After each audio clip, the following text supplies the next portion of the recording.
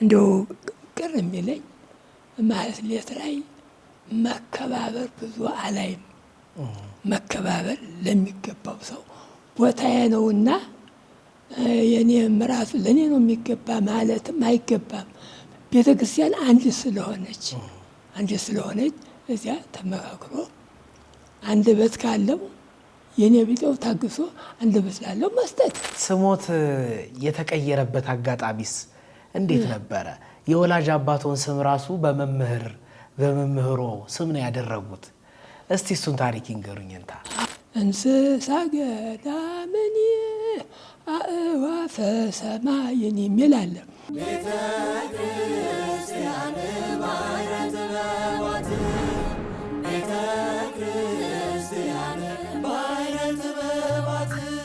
ሰላም ጤና ይስጥልን ክቡራን ተመልካቾቻችን፣ እንደምን ከርማችኋል? ይህ ባህረ ጥበባት ቴሌቪዥን ነው። ባህረ ጥበባት ቴሌቪዥን በዋሽንግተን ዲሲና አካባቢው የጽርሐ ጽዮን መንፈስ ቅዱስ ቤተክርስቲያንና የምዕራፈ ቅዱሳን ቅድስት አርሴማ ገዳም እየተዘጋጀ የሚቀርብላችሁ ልዩ ሳምንታዊ መርሃ ግብራችን ነው። በዛሬው መርሃ ግብራችን ወደ ደብረ ጽጌ ተሻገርን። እዚያም ገብተን የአቋቋም የድጓ መምህር የሆኑትን የኔታ መስፍን አበበን ይዣቸው ቀረብኩኝ። እሳቸው ብዙ ዓመታትን በደብረ ጽጌ በማስተማር ቆይተዋል። ብዙ ደቀ መዛሙርትንም አፍርተዋል። ሲናገሩም አንደበተ ርቱዕ እጅግ ተወዳጅ ትሁት መምህር ናቸው። ብዙ ታሪኮችን ከእሳቸው ጋር ለማውራት ወድጃለሁኝ። አብራችሁኝ እንድትቆዩ ግብዣዬ ነው የሚሆነው። አብረን እንቆይ። የንታ እንደምን አሉ? እግዚአብሔር ይመስገን። እንኳን ደህና መጡ። አሜን። አዲስ አበባ ሲመጡ ስንተኛ ጊዜው ሆነ? አዲስ አበባ ያው ብዙ ጊዜ እመጣለሁ። በአመት 2 ጊዜ 3 ጊዜ እመጣለሁ። ይመጣሉ? በጣም ጥሩ። ዛሬ ደግሞ የመጡት ያው የቅዱስ ገብርኤልን ክብረ በዓል ለማክበር ነውና እንዴት ነበር የቅዱስ ገብርኤል ክብረ በዓል? ጥሩ አለፈ? ወደዱት? ደስ አሎት? ጥሩ አልፏል። ያው እንደሚታወቀው ከዋዜማ ጀምሮ ያው በአንድ ሰዓት ነው ጠዋት ዋዜማው የተጀመረው። ማህቱ ያው በስነ ስርዓት ተካሂዷል። ሌሊቱም ቢሆን ያው በመድያም ስለሚሰማ ቃለ እግዚአብሔሩ ግራና ቀኝ እየተደረበ ዋናው ምስክሩ የኔታ ክቡር ሊቀ አእላፍ ክቡር ጥላሁን በመካከላችን ስላሉ ለኔ ደግሞ የቅርብ ወንድሜ ጓደኛዬ ናቸውና ደስ ብሎኝ ነው ያደርኩት። ቃለ እግዚአብሔሩ ያው ምንም ያልተበረዘ ያልተከለሰ በጣም ደስ የሚያሰኝ ነው። በጣም ድንቄንታ። ዛሬ እንግዲህ እኔ ልጠይቆት የፈለኩት የኔታ መስፍን ማን ናቸው? ከሕፃንነታቸው ጀምሮ ያሳለፉት የአብነት ትምህርት፣ የተወለዱበት ቦታ፣ እስኪ ስለ ራሱ በደንብ አድርገው ይንገሩን። ኔታ የት ተወለዱ? በስንት ዓመተ ምህረት ተወለዱ? እሱን ያጫውቱ። የተወለድኩበት አገር በደብረ ብርሃን አውራጃ በነዋሪ ወረዳ ጅሩ በሚባለው የደብሩ ልዩ ስሙ ሰርጸ ክርስቶስ ማርያም ብዙ ሊቃውንት የነበሩበት፣ ብዙ አባቶች የነበሩበት፣ የመጽሐፍ መምህር፣ የቅኔ መምህር እንዲሁም የዜማ መምህር የነበሩበት ቦታ ነው። የታወቀ ቦታ ነው። ብዙ መዘምራን፣ ብዙ ዲያቆናትን፣ ብዙ ቀሳውስትን የወጣ ቦታ ነው። ታዋቂነት አለው። ከዚያ ከቦታው ላይ በተለይ አለቃ ጽጌ ተክሌ የሚባሉ የቅኔ መምህር የመጽሐፍ መምህር ነበሩበት። የእሳቸው ልጅ ደግሞ የተክለ አቋቋም መምህር ዘውዴ ጽጌ ይባላል። የአለቃ ጽጌ ልጅ ይባላል ዘውዴ ጽጌ አቋቋም ሲያስተምር የነበረ ነበረ። እኛ ከሱ ያው ማህበር ቀለም እንሰማ ነበረ። አንዳንድ ነገሮችን ቀለም እንጠይቀዋለን ማለት ነው። እኔ ቤተሰብ ስለሆነ አንተ ነው የምለው፣ ይቅርታ። እና እንዲህ ያለ ቦታ ነው። አሁንም በስፋት ቃል እግዚአብሔር እየተነገረበት ይገኛል። ከዚያ ነው የተወለድኩት። ከዚህ አካባቢ ፊደለ ሐዋርያ የሚባል ትምህርት አለ። በዚያን ጊዜ ገበታ ሐዋርያ ይባላል። እንግዲህ በአሁኑ እንኳን ይባል አይመስለኝም። ያንን አንብቤያለሁ። ልዩ ልዩ መጽሐፍትን አርጋኖንን፣ ስንክሳር ይህን ሁሉ አንብቤያለሁ። ያን ከዘለኩ በኋላ እዚያው ወደ ሌላ ቦታ ሳልሄድ የዜማ ትምህርት ሰላም ለኪ ብዬ ውዳሴ ማርያም፣ መስተጋብእ አርባዕተ አርያም፣ ሰለስት ክሰት አርያም የዘወትር ምዕራፍ ተምሬያለሁ ማለት ነው። ከዚያ ቦታ እዛው አዎ፣ ከዚያ ተምሬ በጎረቤት ሀገር ብዙ ደወ ኢየሱስ የሚባሉ የዜማ መምህር አባ ሰማዕቱ የሚባሉ ባህታዊ ነበሩ። እንደገና እዚያ ሄጄ ደግሞ ቀለሙን ከልሼ ተምሬያለሁኝ። ከዚያ ያው የቅኔ ትምህርት ስለሚያስፈልግ የትምህርቱ ሁሉ መሪ ቅኔ ትምህርት ስለሆነ ከአለቃ ጥበቡ ስሬ መድኃኔዓለም አው የታወቁ አባት ናቸው። ከሳቸው ሄጄ ያው ቅኔ ተምሬያለሁኝ እና ተቀኝቻለሁ። ያው መቼም ለመምህርነትም ባልደርስ ያው አስቀጥል ነበር፣ ልጆች አስነግር ነበረ። አዎ ከዚያ ልቄ እሳቸውም እንግዲህ ሌላውን ያልተማርከውን ትምህርት እንግዲህ ሌላ ጉባኤ ሄድ አስተካከላልኝ። በእሳቸው መልካም ፈቃድ ሰላም ለኪ ደግመውልኝ ቀጥታ የአቡነ ባስልዮስ ገዳም ትምህርት ቤት ደብረ ጽጌ ትባላለች። ግንቦት 13 ቀን ያው ደብረ ጽጌ መጣሁ። ያው የዜማ ትምህርት ፍላጎት ስላለኝ ከአለቃ አፈወርቅ የሚባሉ ታዋቂ ድጓ መምህር ከእሳቸው ዜማ ቤት ገባሁ። ያን የቀረኝን ዜማ ያው መጠነኛ አስተካክዬ እዚያው እንዲህ እንዳለሁ ድጓ ቤተልሔም ለመውረድ ፍላጎት ነበረኝ። በዚያን ወቅት ያው ለውጡ ተከሰተ። በለውጡ ምክንያት ወደ ቤተልሔም ለመውረድ አልቻልኩም። ለራሴ ግን ያው ተምሬያለሁ። በዚሁ አያይዞ በዚያው ደግሞ የዝማሬ መምህሩ ወደ ሀገራቸው ሲሄዱ ያው እኔ ተውኩኝ። ከዚያን ጊዜ ጀምሮ ዝማሬ መዋሥዕትን እስካሁን ድረስ በማስተማር እገኛለሁ እና ሌላውን ትምህርት አቋቋም ትምህርት ያው የጎንደር አቋቋም ነው። እፊት ቅድም እንደተናገርኩት መርጌታ ዘውዴ ከሚባለው ማህበር ቀለም ሰማ ነበረ። ቀለም የማሸራሸት ድርሱን ቁርጡን የሚባለውን እከታተል ነበር፣ ጠይቅ ነበረ። የመጠየቅ ያው መጠየቅ እወዳለሁኝ፣ ጠይቃለሁ። እንዲህ ያለኝን አስተካክዬ በዚያው ህፃናትን እየሰበሰብኩ አስተምር ነበረ። አሁንም ቤተ ክርስቲያን በማገልገል ላይ ይገኛሉ። እዚያ በኋላ ያው ከዙራምባ ያው መምህራችን እዚያ ታጥቀች እንዳሉ ዙራምባ መሄድ ያስፈልጋል ተባልኩ። ዙራምባ ደርሼ ቀለሙን አስተካክዬ ወደ ደብረ ጽጌ ተመለስኩ። ከዚያ በኋላ ልጆቹን ዝማሬ እያስተማርኩ ቀን ቀን ማለት ነው። አቋቋም የማታ የቃል ትምህርት እንደ ቃል ትምህርት ያው ስለሆነ ማታ ማታ ደግሞ ልጆች አቋቋሙን እያስተማርኩ ቆየሁ እና ብዙ ልጆች እዚህም አዲስ አበባ ያው በየደሩ ይገኛሉ ልጆቹ እያስተማርኩን። አሁን ጀምሮ እንዲያው በእርግና ደከመን ብል አሁንም ሊጠየቅኝ የመጣ ካለ ያው በሩ ክፍት ነው፣ እነግራቸዋለሁ፣ ይማራሉ። ማህበር ቀለም አሰማለሁ፣ አሁንም ያስተምራሉ፣ አሁንም ያሰማለሁ። ግን በመካከሉ የኔታ ጓጸባህ ማነው የኔታ ጓጸባህ የሚባለው ቅዳሴ መምህር ነበሩ። እሳቸው ከእኔ በመዋሥዕ ዝማሬ እየተማሩ 3 ሰዓት ከተማሩ እኔ ደግሞ 3 ሰዓት ቅዳሴ እሳቸው ይነግሩ ነበረ። ቅዳሴ ዘልቄያለሁ፣ ግን ያው ለማስተማር አላስተማርኩበትም። አሁን እስከዚህ ነው እንግዲህ ያው ያሉት ማለት ነው። አዎ ይሄ ነው። በጣም ጥሩ። የእንታ ተማሪ እያሉ እርሶ ልጅ ሆነው በአብነት ትምህርት ቤት ሲኖሩ እንደው ምን አይነት ተማሪ ነበሩ እርሶ በልጅነቱ? የተማሪነት ጊዜዎትን እናስታውሰውና ምን አይነት ተማሪ ነበሩ እርስዎ?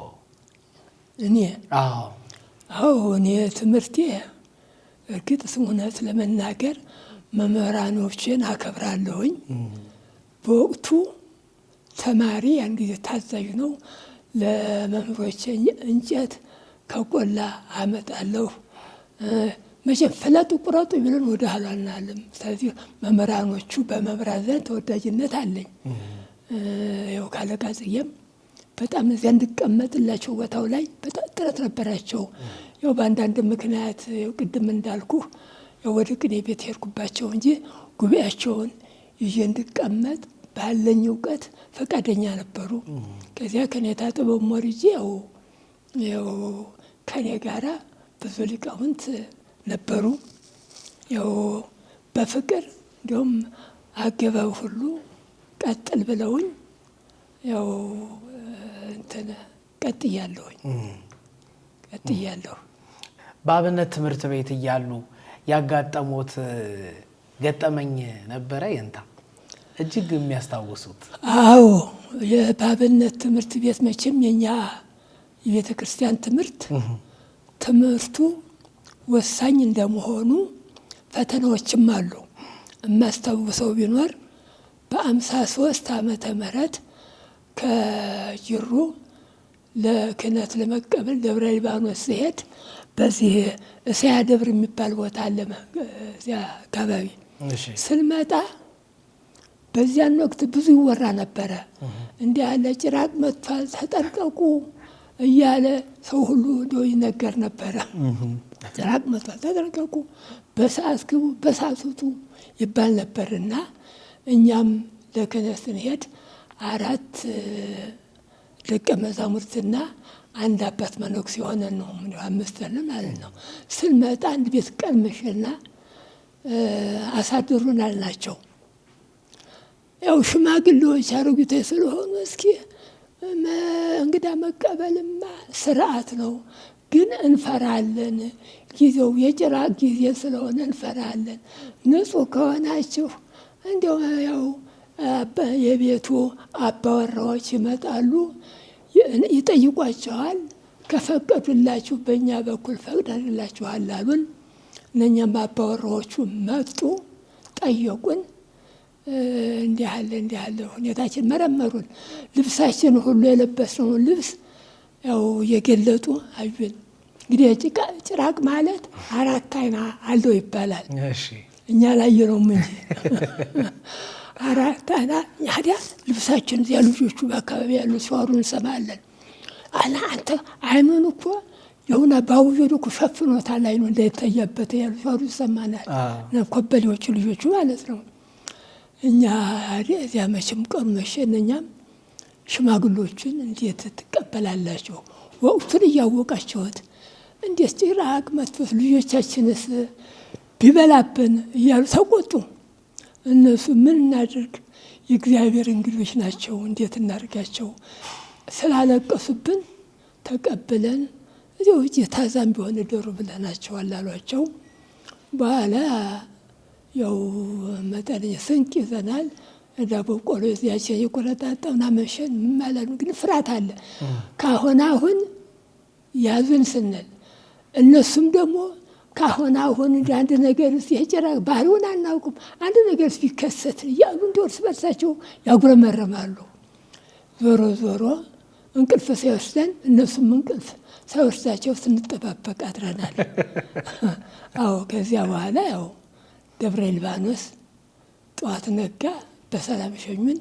ወርደን ክህነታችን ተቀብለን ወደ ሀገራችን ተመልሰናል። በጣም ጥሩ የንታ። ስሞት የተቀየረበት አጋጣሚስ እንዴት ነበረ? የወላጅ አባቶን ስም ራሱ በመምህሮ ስም ነው ያደረጉት። እስቲ እሱን ታሪክ ይንገሩኝ የንታ። እንግዲህ ያው የንባብ መምህር በአካባቢው የንባብ መምህር ነበሩ። ብዙ እኔን ይወዱ ነበረ።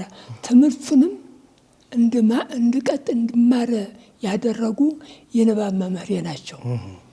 ይህ ልጅ እንዲያው ቤተሰቦቼ ምእመን ስለሆኑ ትምህርቱን ሊቀጥል ባካችሁ ተባበሩት፣ የትምህርት ሰው ነው፣ የግብርና ሰው አይደለም፣ ተባበሩት እያሉ ቤተሰቦችን ሁልጊዜ ጠይቋቸዋል። በዚያ ምክንያት እንግዲህ እርግጥ የወላጅ አባቴ ስማቸው በክርስትና ስማቸው ነው የሚጠሩ፣ አቶ ገብረወልድ ይባላሉ። ግን እኛ የንባብ መምህሬ አበበ ይባሉ ነበረ። ለቤተሰቦች እንዳጋጣሚ ደግሞ ንስሐ አባት ናቸው። እንዲያው በአበበ እንዲያው ቢባል ጥሩ ነበረ እንዲያው ሲሉ ታዲያ ስም የማን ይሆናል? መስፍን ነው አሉኝ። እንግዲህ በዚያ ምክንያት ያው መስፍን አበበ ተብዬ እስካሁን ድረስ እጠራበታለሁ። ያው ወላጅ አባቴ ያው በክርስትና ስሙ ማለት ነው አቶ ገብረወልድ ይባላል። እንትናን በዚሁ አጋጣሚ ከመጡልኝ አይቀር ታላቁ ሊቅ የኔታ ጥበቡ ገሜ እሳቸው ጋር ቅኔ ሲቀጽሉ ነበርና እኛ ደግሞ የኔታ ጥበቡን የምናውቃቸው በታሪክ ነው የምናውቃቸው። ምን አይነት ሰው ነበሩ? እስኪ ስለሳቸው ጥቂት ይንገሩን። አዎ የኔታ ጥበቡ የተረምት ሰው የጾም ሰው ያው መናይ ናቸው። ዓለም ያውቃቸዋል።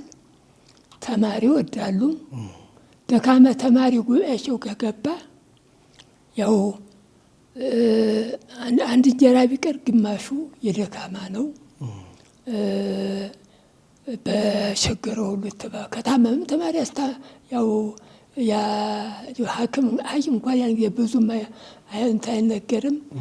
በስንቅ ይረዳሉ፣ በልብስ ይረዳሉ። በእንግድነትም ሲመጣ ተማሪው እንግዳ ተማሪ እንዲቀበል ትምህርት ይሰጣሉ። ወደ ገበት ናቸው።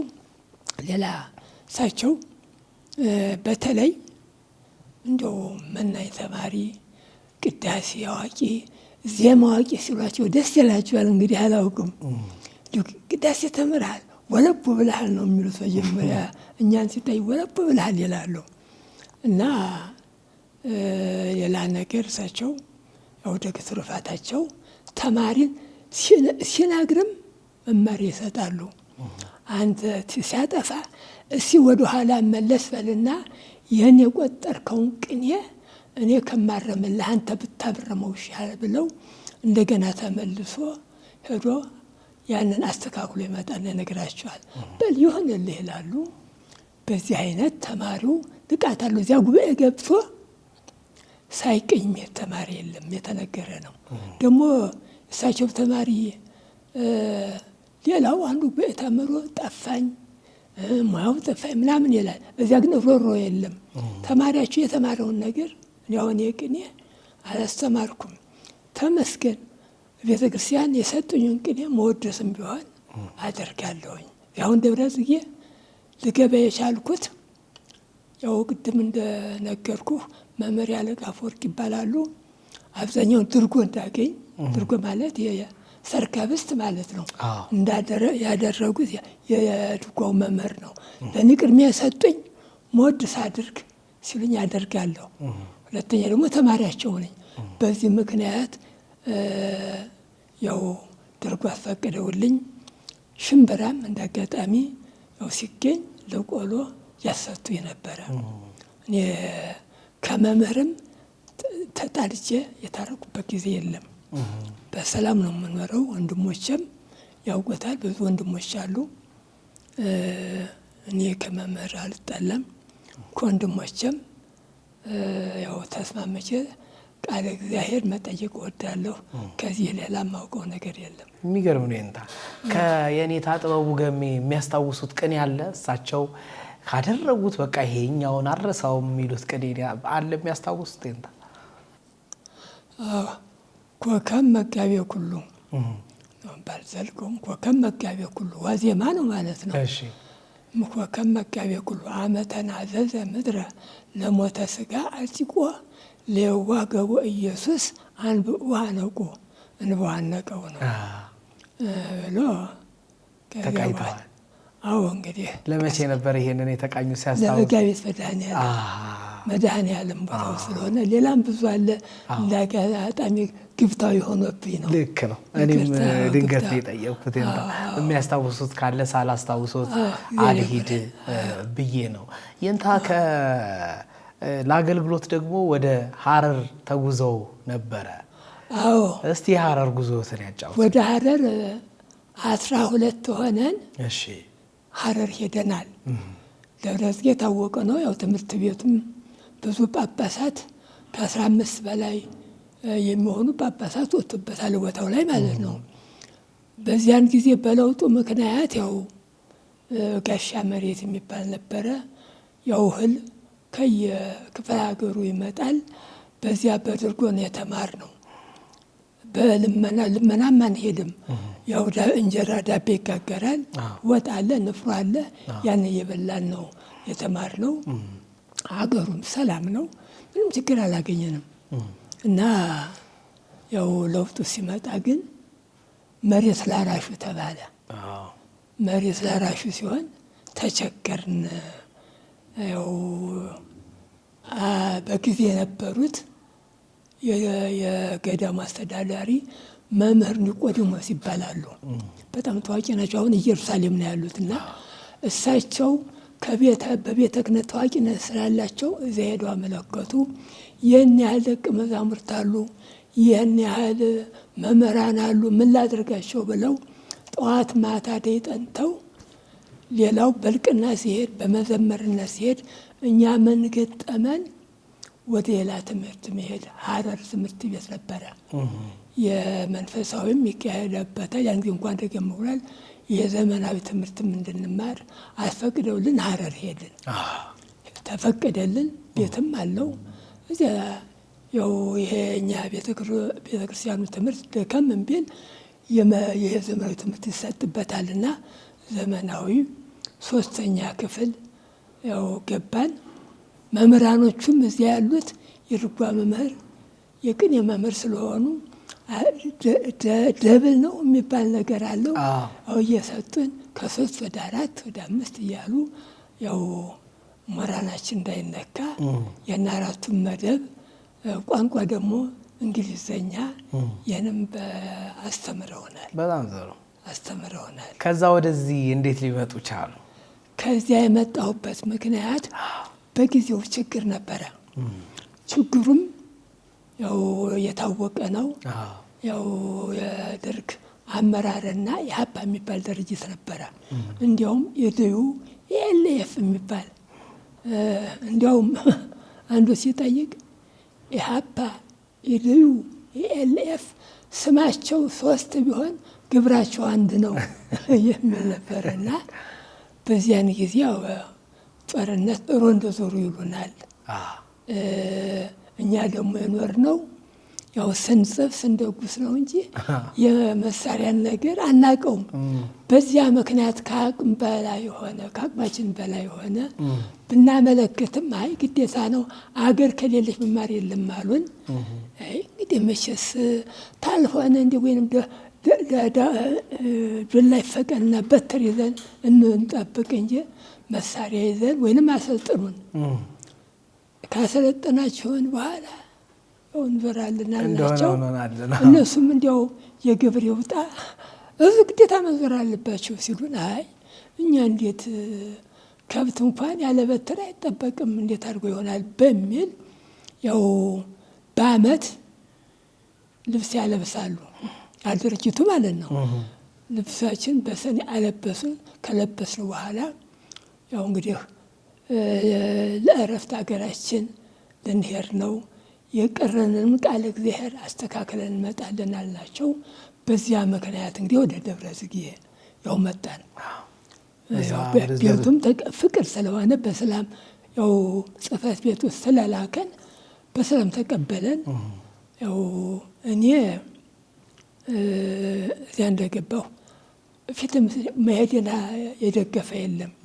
ምክንያቱም ሽማግሎችን ትረዳለህ በሚል ያው እንድቀር ፈቀዳቸው ነበረ። በኋላ ደግሞ ስመለስ በደስታ ተቀበሉኝ። ለጊዜው ያው በመዘመርነት 20 ብር ፈቀዱልኝ። ያችን 20 ብር እያገኘሁ እንዳለሁ ወዲያውኑ መምህራችን የዝማሬ መምህራችን ወደ አገራቸው ወደ ዙራምባ ሊሄዱ ነው ተባለ።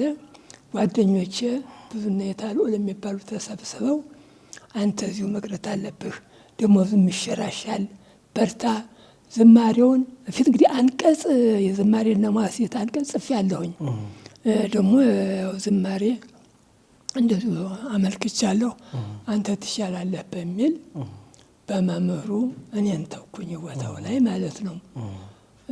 እና ከዚያም ወዲያ ያው እንትን እንግዲህ አዲስ አሮጌ የሚባል በትምህርት ቤታችን ልማድ አለ። ይህ አሮጌ ነው፣ ይህ እንዲህ ያለ ነው ሲሉ ጊዜ እንደገና ወደ ዙራምባ ሄጄ ከኔታ ጓንጉል የሚባሉ ናቸው ምስክሩ።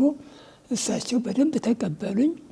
ያ ቅርቅር ያለኝንም በደንብ በተናጠል እየጠሩ እያስተማሩ በደንብ አስተማሩኝ። ያው ከዚያ ከመጣሁ ቀለሙም ያው እስካሁን ድረስ እያስተማርኩ ነው። እንዲህ ያለ ንቁየት አቋቋም ለመማር ወደ ጎንደር የሄዱበት አጋጣሚ እንዴት ነበር? አቋቋም ወደ ጎንደር የሄድኩበት ምክንያት እፊትም ልጆቹን ያው ቅድም እንዳልኩት አቋቋሙን መልኩን ምኑን ቅኔ ዜማውን ምኑን እንዲሁ ማስተማር እወዳለሁ። ሀዲያ ጸባቴ ክፍለ ዮሐንስ አሁን ደብረ ብርሃን አቡነ ማነው ጸባቴ እንግዲህ ጸባቴ ክፍለ ዮሐንስ አሁን የደብረ ብርሃኑ ጳጳስ አቡነ ቀለሜንጦስ ያው እንግባባ ነበርና አይ አንተ ይህን አቋቋሙን እንደው ለወሬውን ጎንደር ካልደረስክ ብለው እንዳይታችሁ ድረስላና አስተካክለህና ባይሆን መብትህ ይጠብቅልሃል አሉኝ። ያው ጽሕፈት ቤቱ ማመነበት በዚያ ምክንያት ያው ጎንደር ሄጄ የቀረኝን የምፈልገውን ቃለ እግዚአብሔር አስተካክዬ የምጽፈውን ጽፌ አገባቡን አዋጁን ተምሬ ያው ያን ጊዜ በእኔ ኔታ ክቡር አሉ ደግሞ የተከበሩ አባ ኔታ ናሁሰናኝ የደብረ ብርሃኑ እነሱ ሁሉ አሉ። ያው እንግዲህ የተምሬ መጥቼ ወንበሬ ገብቻለሁ። በጣም ጥሩ የንታ እዚሁ ላይ የምጠይቆት ከየንታ ክቡር ጋር በጣም ወዳጆች ኖት? ወዳጅ ነው። አብረውም ተምረዋል። እስቲ ስለ የንታ ክቡር ይንገሩ ጥቂት። ምን አይነት ሰው ናቸው የኔታ ክቡር? ለመምህር ለተማሪዎቻቸው ለመምህራኖቻቸው ምን አይነት መምህር ናቸው? ስለሳቸው እስኪ ጥቂት ይንገሩኝ። የኔታ ክቡር ማንም ነው የሚያውቀው። ትሁት ናቸው። በእውነት ፈገግተኛ ናቸው። ቢናገሯቸውም እንደው በማግባባት ይመልሳሉ እንጂ የታበቀ አንተ የተያዝከውን የሚል እኔ ሰምቼም አላውቅም። እንዲያውም እኔ በተለያየ የማያቸው እንግዳ ከወደ ገዳም እንግዳ መናንያን ሲመጡ ይቀበላሉ፣ እግር ያሳጥባሉ። ለተማሪያቸው ቅርብ ናቸው፣ ሩቅ አይደሉም። አሁን እንዲሁም በተለይ መናንያን ሲመጣ ይወዳሉ። እኔንም ደግሞ ሩፋኤል የሚባል ቤተክርስቲያን እዚያ ጎንደር አለ። እዚያ መዘመር መርጌታ ነበሩ። ሩፋኤል የሚባል ቦታ አሪያ ይጠሩና በእንዲህ ያለ ሰዓት እንደስመጣ ይሉኛል። እንግዲህ ያለ ተማሪ ተስካር ሲኖር ብዙ ይሰበሰባል አይደለም። በዚያን ሰዓት እንዲሁም መጥተው እንግዲህ በእድሜ ገፋ ስላልኩ ነው እንጂ በእውቀት ከእኔ በላይ ሊቃውንት አሉ። እኔን አንተ እርሶ ሽማግሌ ነው ስለ በእንዲህ ያለ ሰዓት ና ይሉኛል። እዚያ ጠላ ጠጥቼ በልቼ ጠጥቼ ወደ ቤት ይመለሳለሁ። ሌላው ወደ ወገራ የማስተማር ቦታ አግኝተው ሲሄዱ ሁለት ልጆች ነበሯቸው። አንዱ ወንድማቸው ታናሽ ወንድም ህፃን ናቸው። አንዱ ደግሞ የጎረቤት ልጅ ነው እና እነሱ ቁራሽ እየለመኑ ነው እንግዲህ የሚያበሏቸው ሁላችን የሚረዱንና ወደዚያ ሲሄዱ ወደ ወገራ ማለት ነው እንግዲህ የኔታ በዚያ እንግዲህ የኔታ ነው የሚባለው። ድሮ አይዋ ነበር፣ አይዋ ይባል። የኔታ እንግዲህ እንዳይቸገሩ ይህን አንደኛውን ወንድሜ ነው ይዤው እንዳልሄድ ይሄኛው የጎረቤት ልጅ ይቀየመኛል፣ እንዲያው በዘዴ እንጠቀማለኝ። ምን እናድርግ አልኳቸው። እጣና ውጣና በአንድ ወረቀት ላይ የአንዱን ስም እሳቸው የሚፈልጉትን ማለት ነው በዚያ ወረቀት እንጻፈው፣ በሁለት ወረቀት ማለት ነው። አሁን ያኛውን ደግሞ እርስዎ እንግዲህ እርስዎን ይርዳ፣ እርስዎን በተቻለዎት መጠን አደራ ምለዎት እንዳይቸገር፣ ከትምህርቱም በትምህርት እንዳይበደል አደራ አሉኝ። እሺ አልኳቸው። በዚያ መሰረት እጣ ቢወጣም 2 ጊዜ ቢወጣ የእሳቸው ወንድም ዳዊት ይባላል 2 ጊዜ ወጣለት። እንግዲህ ምን ይሻላል? አሁን አንዱ ለእኔ ልያለች ማይቶት ይባላል። ምን ይሻላል? አለቀሰ። ታዲያ ምለት የጣለው እኮ ጣያ ነው፣ እጣ ነው እኮ የጣለህ። አይ አለ። በኋላ እኔም አረጋጋሁት፣ መከርኩት፣ ቀረ። እኔ ወደ ሸዋ ስመጣ ይዤው መጣሁ። አሁንም በአታ አደባለደ እዚያ አሁን እየቀደሰ የ2 ልጆች አባት ሆኖ ይኖራል። ይጠይቀኛል። ብታመምም የሚያሳክመኝ ወደ ጸበል የሚወስደኝ እሱ ነው። እስከዚህ ነው የምንቀራረበው ነው። ሌሎቹም በእውነት የኔታ ናወሰናይ መቼም ትልቅ ሰው ናቸው። በተለይ እሳቸው ደግሞ ያው በቃለ እግዚአብሔር ዓለም የሚያውቃቸው ናቸው። ቅዳሴ እሳቸው ጋር ተምረዋል። እሱ አይ እንዲያው ነው እንጂ ተምር ግን ጠይቅ የእሳቸው እስካሁን ድረስ የእሳቸውን ቅዳሴ ለመማር በደንብ ለማስቀረት ፍላጎት ነበረኝ። አልያዝኩትም፣ የእሳቸው አልያዝኩትም። አንዳንድ ምክንያት እየመጣብኝ ነው። የእሳቸው በቅዳሴው ለየት ያለ ነው። በቃለ እግዚአብሔር የቃለ እግዚአብሔር ስስት የለባቸውም። ወንበር እርሶ ከጠየቋቸው የኔታ ወንበሩን ፈቅድልሃል ያላል። በስንት ሰዓት ልምጣ? ከሌሊቱ በ6 ሰዓት ወይም በ7 ሰዓት ና ይላሉ። ድካም የለባቸውም። እኔንም በስመጣ ከሸዋ ስመጣ በቦታ እንዳልቸገር ተባብረውኛል። የሚገርም ነው። የኔታ ክቡር ወደ ወገራ ተመድበው ሲሄዱ ወደ ወገራ ሲሄዱ በጣም ምዕመኑም አዝኖ ነበር፣ ተማሪዎቹም አዝነው ነበር፣ በዛ በአካባቢ ያሉ ሰዎችም አዝነው ነበረ። እርስዎ አንድ ቃል ተናግረው ምዕመናኑንም ሁሉንም አጽናኗቸው። ምን ነበር ያሏቸው? እስኪ ንገሩኝ። የዛን ምድብ ሁኔታ የጊዜው ሁኔታ ምን ይመስል ነበረ?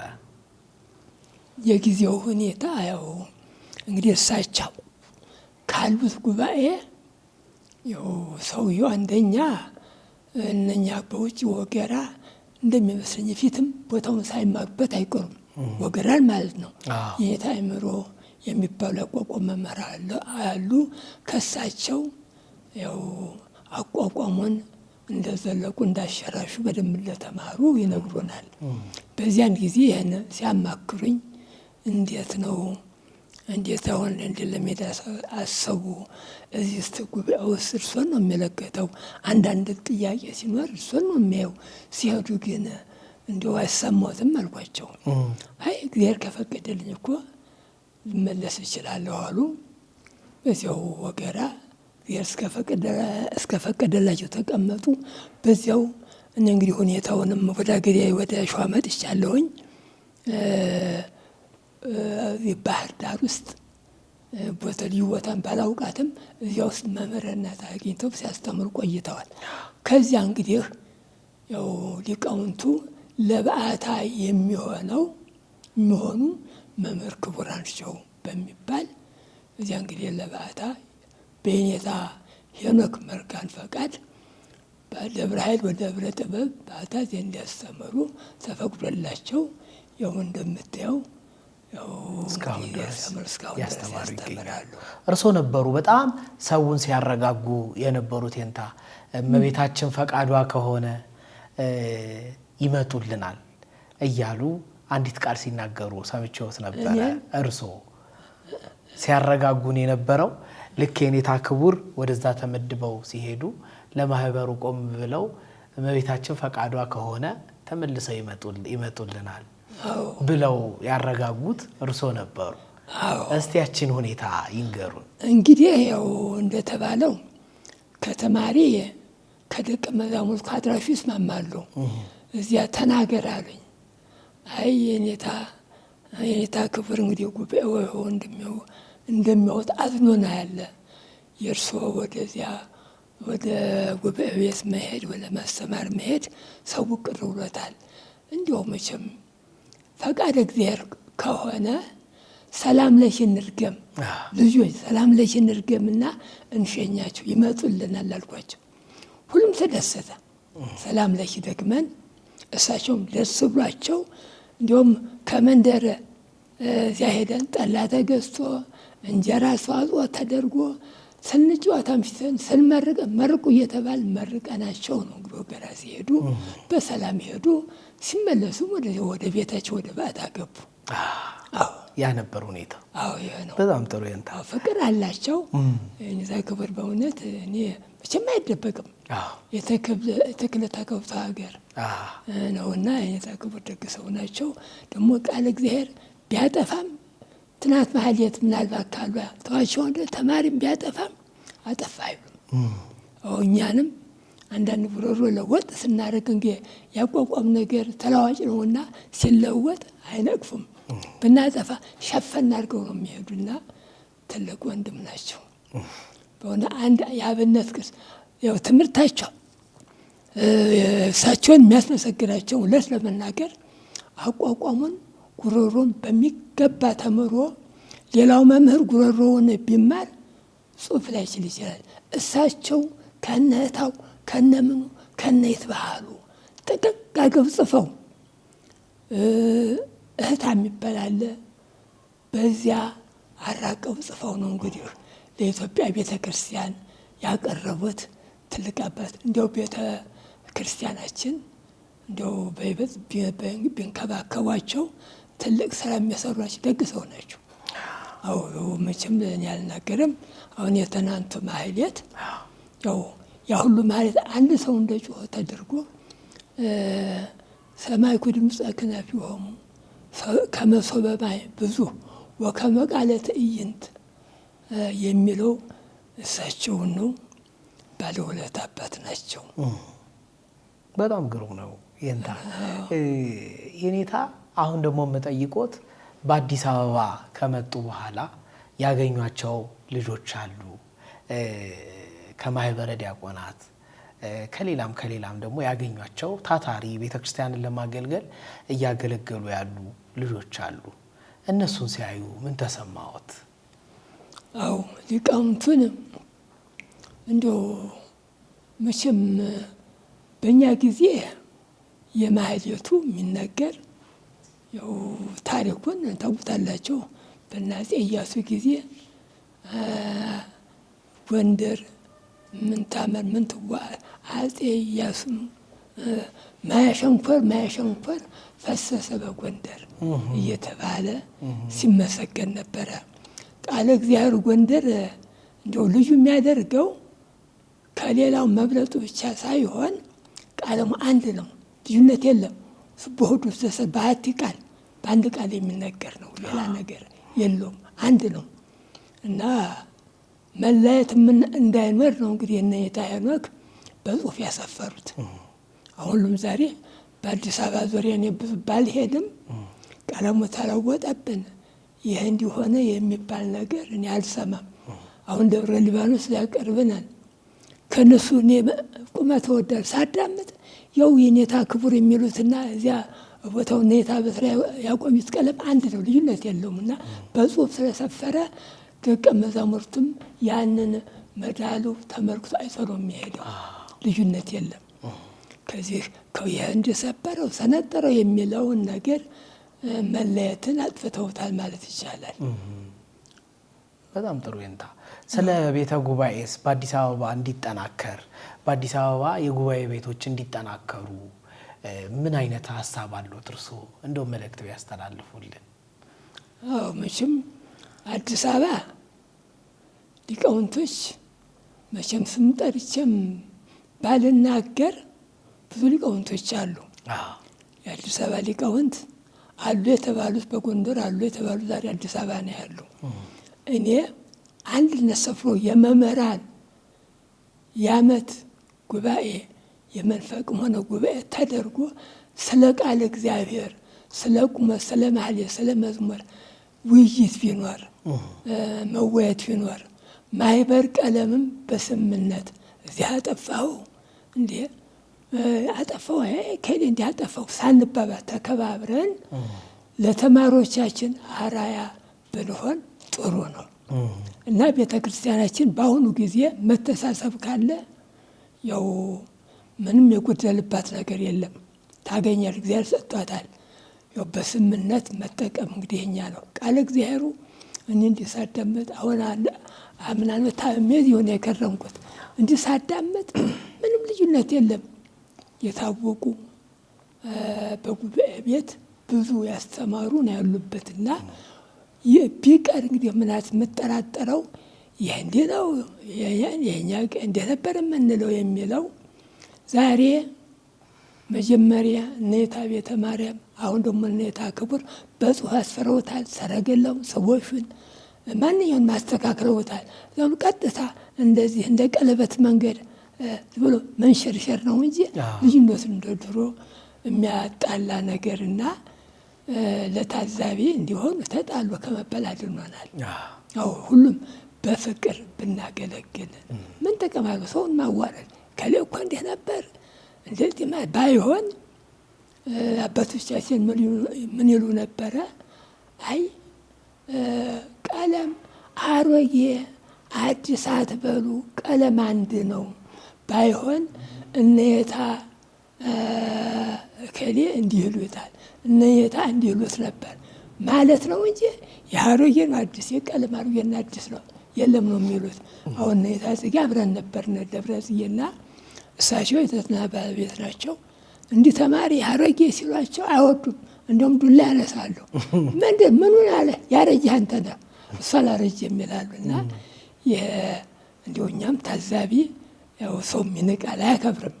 ባይሆን መጠያቂያ ወንድሙ ነው ጠጋ ብሎ ይህ እንዴት ነው እንዲህ ያላችሁት ምንድን ነው? እኔ አሁን ቅድም እንዳልኩህ 2 ድርስ 3 ድርስ አንድ ቦታ ተነባብሮ ይመጣል። ይህን እንዴት ይሉታል ብዬ እመለከታለሁ። የአብነት ሰዎችን እመለከታለሁ። ያን ነገር ካልሰማሁት ጠጋ ብዬ በፍቅር እጠይቃቸዋለሁ። የሆነበት 2 ድርስ ስለሆነ ቁርጡም ሁለጉር ለምሳሌ እንስሳ ገዳምን አእዋፈ ሰማይን የሚል አለ። ያችን አቋቋም እንዴት እንደሚሏት በጽሑፍ አሰፍራለሁ። አሁን 2 ድርስ ሲሆን ድርሱ ሃሌሉያ ሃሌሉያ የሚለውን ይችን ለመጻፍ ለማስተካከል እሞክራለሁ እና በዚህ አይነት በፍቅር ብናገለግል የባሪያዎቻችን እየተመለከትን ሁሉም ተምሮ ነው እንዲሁ የተገለጸለት እንጃ የለም ደግሞ ስለሆነ ብንጠያየቅ ጥሩ ነው። መናነቅ አንዳንድ ባህሪ እየሆነ እሱም ማየት ይዞት እንዲህ አይባልም።